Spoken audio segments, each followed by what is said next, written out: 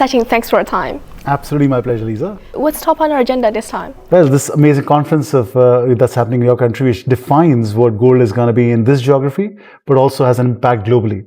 Shanghai is getting a very important, almost a fulcrum of the gold conversations across the world. China is, over the last 15 years, has been the largest producer and consumer of gold, so naturally it tends to be here, the conversation, but also elements like the gold exchange, which are based here, have a very important impact in the world. Now let's get on to the business of gold. Yes, let's do that. The gold price has been soaring for a while now and it continues to rise. So how's that affecting the overall gold market? Well, actually, if you see, you rightly said the gold price has gone up, but there are a few facets of why it's going up and few facets on how the consumer and the consumption is happening. Now, one of the biggest triggers is that geopolitically, the world is not at the best, most comfortable place. So that's one of the triggers. The national banks of almost every country are increasing their buying. But importantly, we saw that in the first quarter, when the prices went up, we didn't see a huge drop in demand. We saw some demand changes, but it wasn't like a plunge.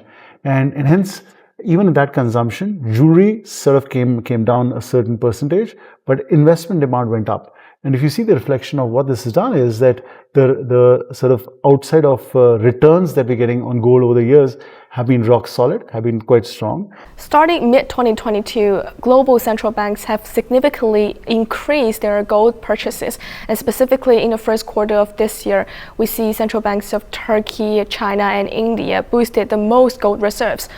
What would you say is the motivation behind that? We recently, and it's in the public domain, we did a research where we talked to most of the sort of central banks, and two things have come out. One is, of course, their intent to continue to buy. That's number one.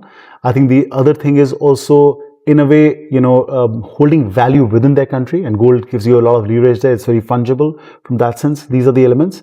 But I think the geopolitical situation around the world is a trigger for that. That's the way we're seeing it.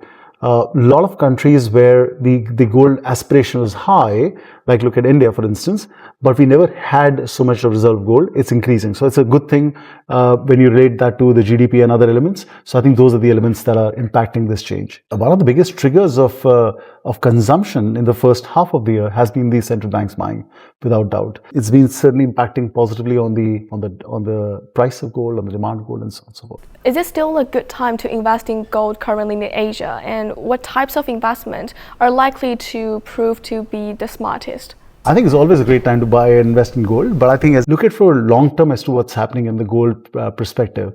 I wouldn't say that you should bet on it for what's going to happen tomorrow, but it's a great diversifier of the portfolio. We've seen about 10 to 15% if your portfolio is diversified with gold. It's a healthy portfolio. We've seen it over a period of time. And gold is emotional. Gold means something. So I guess from those combinations, it's a great tool to consider investment on. But my only recommendation is that get into it for long term. We see the gold market has been witnessing some major changes during the past few years, especially with the soaring gold price.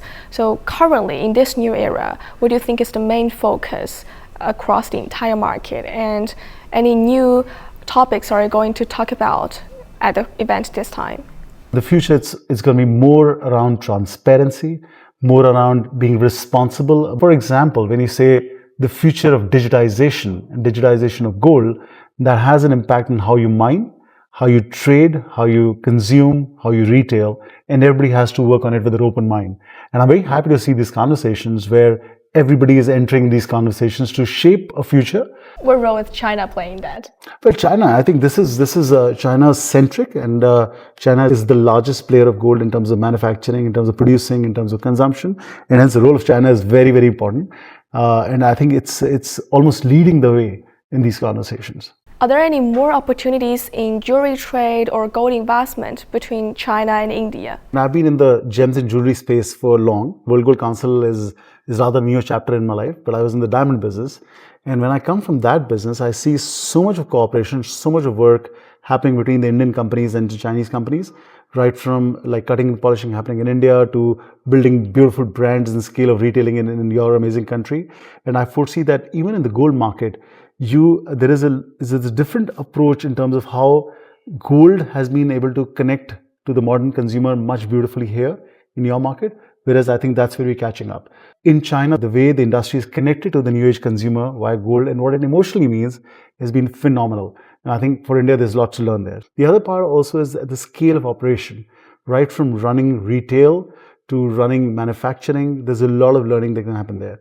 From an Indian context, what can come on the table is great technology that's getting developed on the AI manufacturing and so on and so forth. And I think it's a great opportunity of great minds. But while we think we are different markets, but there's so much of commonality.